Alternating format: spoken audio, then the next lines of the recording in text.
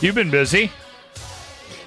Yeah, it's been a crazy couple of days, to be honest. That's fantastic. Yeah, lots of Oilers news to talk about trading yesterday. Where do we start, Grant? You want to get into, was it worth it?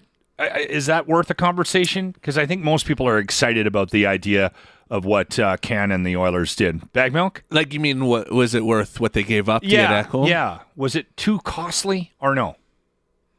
Which one are we talking about? Matthias. Ekholm? Yeah. So Matthias Ekholm. So the thing that surprised me about that one, and we did a live stream immediately after the trade happened. Actually, we got the full details on our live stream on our YouTube page, and I was surprised that they sent Barrie out. Like, he's such a popular teammate in the room. He's having a great season with the Oilers, but when you think about it, the Oilers' biggest need is keeping pucks out of their net, and Matthias Ekholm is going to help him do that. He could arguably be the best all-around defenseman the Oilers have today. So it was a huge cost, or it was a huge price to send out to get him, but I think he's going to help a lot. He's big, he can defend, he's mean, he hits. It's all the kind of things that we needed on the back end, and while it sucks to send out Tyson Barrie, I mean, I was stunned. I think they probably had to move that for the salary, right, too? I mean, well, and I think the pool party move was... And also Nashville wanted some cost certainty a little bit. So Matthias Ekholm has 3 years left on his deal at $6 million, which is a big ticket. And Tyson Barrie has only got one left at 4.5. And if the Nashville Predators, if their plan is to sell a little bit, well, may as well take a guy who's a little bit cheaper, a couple years younger, and 2 years less on his deal to just see what you can do with it. I also wouldn't be surprised if the Predators turn around and flip Barrie again before the deadline. He's got value. He's having a great season. So I was stunned by that one. That was a huge, huge trade for the Oilers, but I think it's going to help them get better. I'm excited about Ekholm. We've talked about him on this segment before, and I just didn't imagine a world where the math worked out. So you got to give Ken Holland some kudos on that one, because it was a big swing, to say the least. Well, it was crucial for Nashville to retain 4% of his salary. So it is funny because it worked out to $250,000 that 4%. So it brought it down to $6 million. And I guess in the cap world, every dollar matters. Yeah. It's funny how some of these deals are written, right? And the pool party, I'm not wrong. The pool party move, as sad as it is to see him go, even though he wasn't having a great year, I think everyone just likes the kid. That was a setup to pull the pin on the Nashville trade, right? 2,000%. Yeah. So that's a straight cap dump. I mean, the kid that they got, Patrick Pistola, is still in Finland. They don't even know if the Oilers are going to sign him yet. He's an unsigned prospect. He's got a little bit of hands, but who knows what he is. But you're right, Locke. That's a straight capped up to try and get this Matthias Ekholm thing done. And now, according to our friends at Cap Friendly, the Oilers have about $2 million left right now to spend ahead of the deadline. So there's more stuff coming. So what I'm really intrigued in seeing is trading Barrie kind of opened up a little bit of a hole on the right side on defense. Matthias Ekholm can play on both sides. He has done that historically, but I'm curious to see if Ken Holland is going to go out and trade for another right-handed defenseman to kind of fill that void a little bit. And I also think he's going to do something up front. So we've still got a couple of days left until the trade deadline. We're going to have all the coverage at OilersNation.com, but like it's been a wild couple of days around here and just in the league in general. Well, I was saying, that I don't remember a trade deadline as busy as this. Like the lead up to it. Years. I mean, even Jonathan Quick getting traded this morning. Yeah.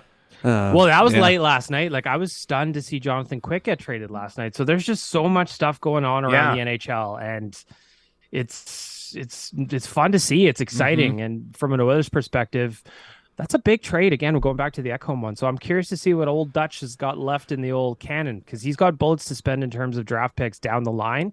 And it seems like those are moving in trades right now. So we'll see what else he gets done. I wish that the Leafs would stop making moves. I mean, they're doing great things, and it's annoying. But before we get to that, is it true that the rumors that Ekholm will actually suit up tonight, that he's on his way from Nashville to play against the Leafs?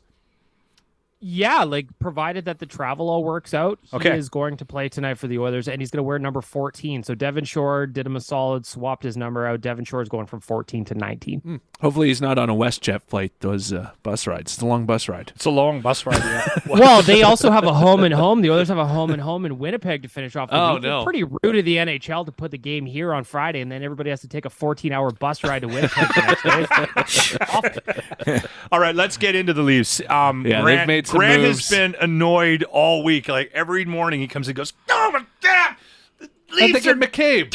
How'd they get McCabe? Yeah, exactly. Yeah, Yeah, the Leafs are swinging, and you know what? As much as I hate to say it, you got to give Kyle Dubas credit for what he's doing. He's finding ways to work within the cap that they have. He's trading a ton of picks. He's trading a bunch of futures, but he's making the team better now. Whether or not the Leafs can get past the Lightning in round one, I have no idea, but he's swinging for it. But that Eastern Conference is there's juggernauts over there. Oh, yeah. And no matter what the Leafs are doing, it's going to be tough. Like, look at what the Rangers did yesterday. They just went out and got Patrick Kane in addition to getting Tarasenko like 2 weeks ago. So the East is going to be stacked. There's a lot of really good teams out there. But to your question, the Leafs are putting together something nice, and it pains me to say. Dubas is trying to save his gig because he knows if the Leafs get blown out, they're making changes upstairs. Oh, they just got Luke Shen too.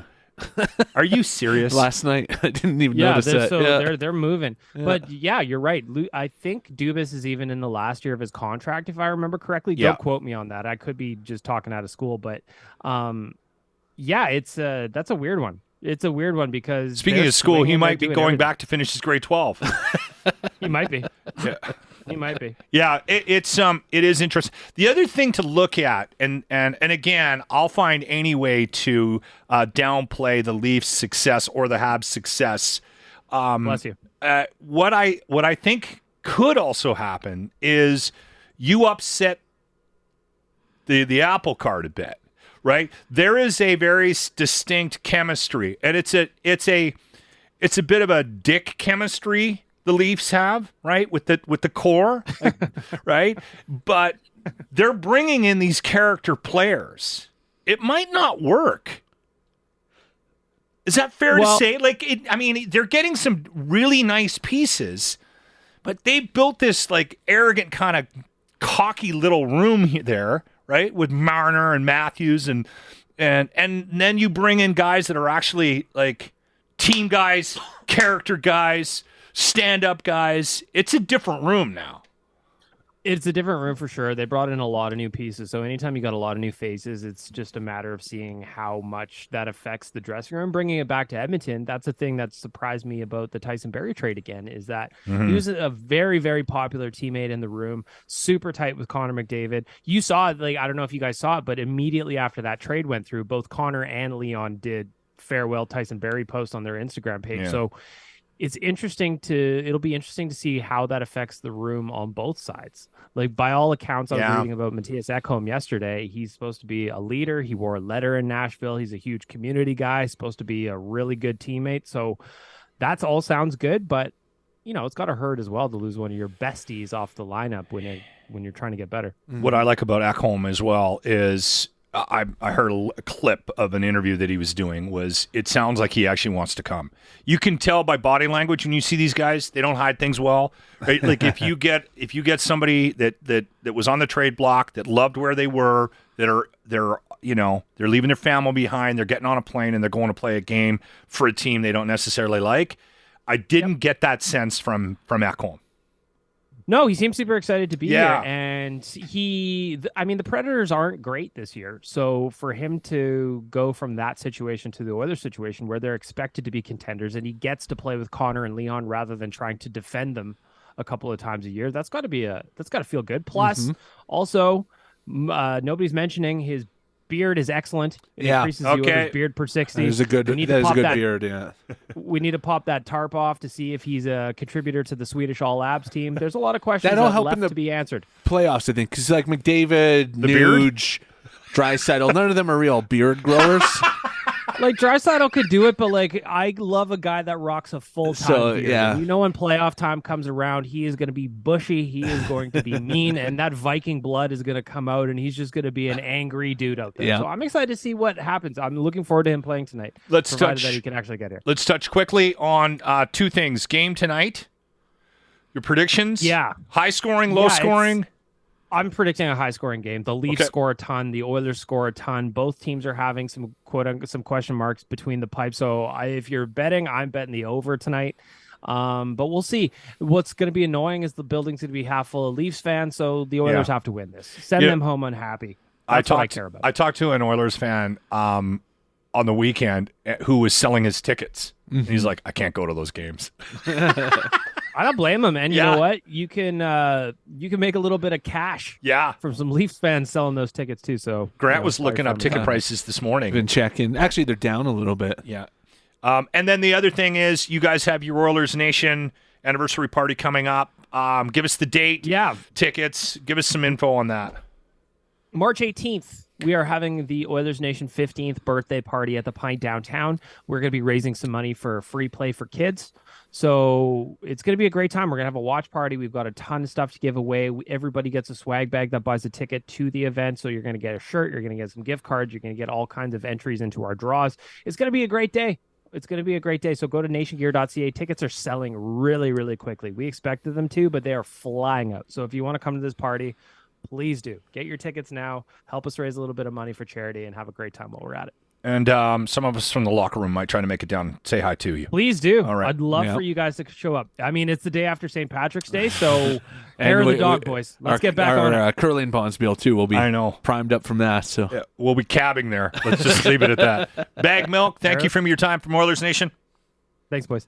The Locker Room for Always Plumbing and Heating. Weekday mornings on 95.7 Cruise FM.